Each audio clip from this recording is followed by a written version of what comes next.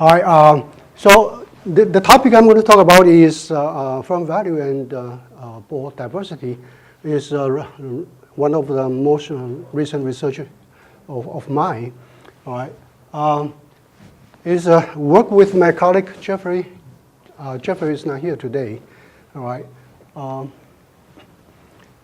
So what is diversity? When people talk about diversity, talk about society diversity, right? This is diversity and cultural awareness, right? Of course, a society cannot be diverse enough without this guy. Right? Who is this guy? Right here, right? Well, this is a cartoon drawn by my daughter and sent to me, so I appreciate her. So I decided to use this cartoon, all right. Of course, it looks much younger than I am right now, but I thought it's a bit resembled. Okay. All right, but instead of diversity in a society, what I'm going to talk about is diversity in the boardroom. All right, so this is, my focus is on board diversity, the boardroom of a corporation. All right. It has been researched by financial economists. Financial economist says that board independence is most important. In other words, you need independent board members to monitor the action of the managers. Right? So that is what financial economists has focused on. What management scholars focus on different aspects. They focus on board connections, experiences, and demographics. Excuse me.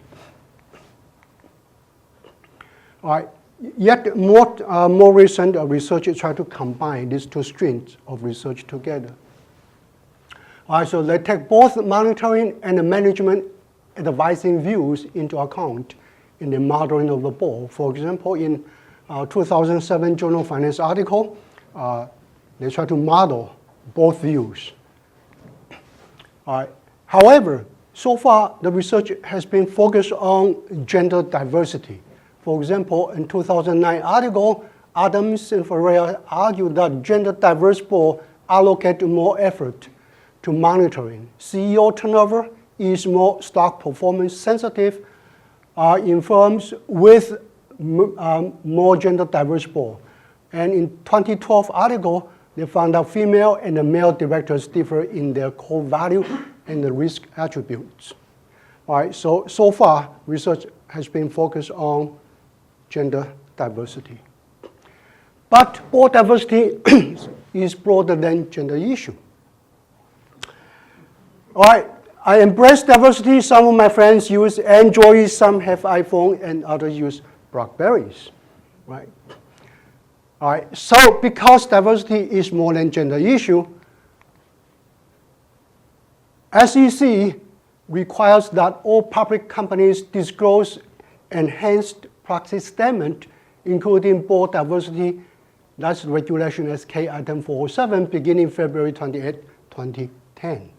All right, here's an example. Google company, in its 2013 proxy statement, it says, due to the global and the complex nature of our business, our board of directors believe it is important to consider diversity of race, ethnicity, gender, age, education, cultural background, and professional experiences in evaluating board candidates. Oh, thank you so much.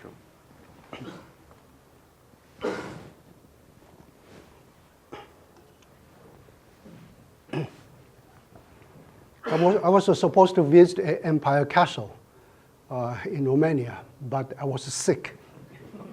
Could not go there, so that was my regret. Because people said vampire originated from Romania. But I regret I did not have a chance to see it. All right. So what is the bottom line? The bottom line is that is board diversity good? Good to whom? To the company. Okay. So that is my research area. So what is the good if the company has diverse board? The good, the bad, and the ugly. Well, I use this clip is because When I defended my Ph.D. dissertation, my professor asked me, Carl, please tell us what is the good, the bad, and the ugly of economics. What would have been your answer? Travel?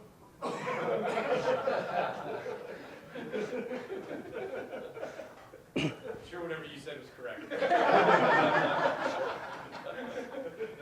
What I say is that there's nothing bad and ugly about economics. Everything is good. And my professor said, I like your answer. You got your degree. Right? All right. So what is the good, the bad? The good is that people argue that better performance, reducing workplace discrimination, improving recruiting and retention, reflecting societal diversity expectations, access to resources, and connections. All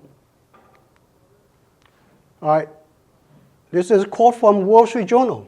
It said, diversity leads to more innovation, more outside-the-box thinking, and a better governance. When directors are too alike, the thinking goes. They look at problem and solution the same way. All right, so what about the bad?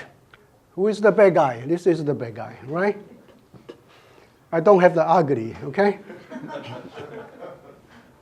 All right, yes, again, another quote from Wall Street Journal. It says, when directors are appointed because their views or background are different, they often are isolated and ignored, okay? Another quote, the newcomers run the risk of being saddled with all sorts of stereotypes, and existing directors may unite in defensive reaction to the new members and become more entrenched in group thinking. All right, so these are the good and the bads. All right, so my job is to investigate, okay, is a diverse board good or bad to the firm? All right, so I took a different approach. Instead of focusing on gender issue, I focused a very broad diversity index. I constructed an index. I don't know how much time do I have. So I looked at 6 sub-indexes. Right? Number 1, demographic diversity indexes. And under this sub-index, there are 3 smaller indexes, sub-indexes. I look at age diversity, gender diversity. To construct the index, I use entropy-based index for gender diversity. Is kind of beyond my talk, so it would take 2 hours for me to go through every one of them. Okay, all right. Nationality diversity, and educational diversity index, and degree diversity. I use a Herfindahl index to construct an index, and background diversity. Look at different disciplines. Okay, where is the board member's background in education, right? In finance, economics, engineering, humanity. Okay. All right, the third one is professional diversity index. I look at expertise diversity. Again, I use Herfindahl index to measure it. Business focusing experience diversity. I use entropy-based index approach. And I also use executive position diversity. In other words, has the director been an executive, CEO, CFO before? Okay. Number 4, director experience diversity index, the tenure diversity, external board seat diversity, independent diversity, board size diversity, and political connection diversity. Number 5, managerial trait index. I look at if the board member has any military experience, depression baby experience. Depression baby means the people who were born before the Great Depression. Right. All right, 6, cultural diversity index. I took this index from a book by Hofstede, 1984. The book provides you with the power distance diversity. What is power distance diversity? Is the extent to which the less powerful members of institution accept and expect the power is distributed equally. So that has a lot to do with the nationality, which nationality you are originally from. Okay. individual diversity, and uncertainty avoidance diversity. So this is a great picture that where I construct my diversity index. This is a Bohr diversity index. It was from 6 sub-index, and the 6 sub-index is individually are from a number of sub-indexes. Okay. All right. So this is an example of Apple computer in 2005. Right. Age diversity score is 0.09. Gender 0.00. That means what? Apple computer has 0 female board members, no diversity. Okay. All right. So those are 18 indexes that I constructed. All right. Then I construct the sub-indexes is the sum of the rank of each sub-indexes. I assign rank from 1 to 5, the 5 being the highest diverse board, okay, and the 1 being the least. So I assign rank, and each one has a rank number, and finally I add them together, right, into a board diversity index. For Apple Computer 2005, index value came up with 43. So each year, each company come up with the index value. Okay. All right. Here's the data. Very briefly, I manually collect data from corporate library directorship data file from 2001 through 2007, consisting of 179,399 director firm year observations from 15,672 firm years for 4,448 firms and 43,639 directors. Those are all manually collected one by one. Okay. All right. The data file provides a descriptive biography of each director. We extract information of a director's nationality, educational degree and a background, professional experience, political connections, and military expenses. Again, one by one from each company and each corporate directors. Okay. Here's a preliminary result. All right. Here's a univariate analysis. I sort the diversity index into 10 deciles, D1 being the lowest diversity board, and D10 being the highest diversity board firm. And the mean, these are Tobin's Q. Q is a measurement, economic measurement of the value of a company. Okay, so I'm not going to dig into what is a Q, but take my word, Q is a measurement of the firm value. Okay. All right, so obviously there is a pattern that a more diverse board has a better firm performance in terms of corporate Tobin's Q, and the difference between D1 and the D10 is significant at the 1% level, whether it's a parametric or a non-parametric test. All right, so this univariate test simply indicates that a board which is more diverse produce better value for the company. Okay. Then I did multivariate analysis, use a regression analysis, use diversity index, plus a whole bunch of the other control variables, controlled firm characteristics. All right, the major interest is right here, diversity index. I have 8 different models. Every one of them is positive and significant at the 1% level, indicating that the more diverse board, the better the firm performance. Okay. Model 1 through 7, I cluster standard errors by firm, which is standard procedure to avoid heteroscedasticity problem. All right, and model 8 I use from a Macbeth approach. Of course, that doesn't make any sense to you if you are not in financial economics. But I did all kind of robustness tests on this one. Okay,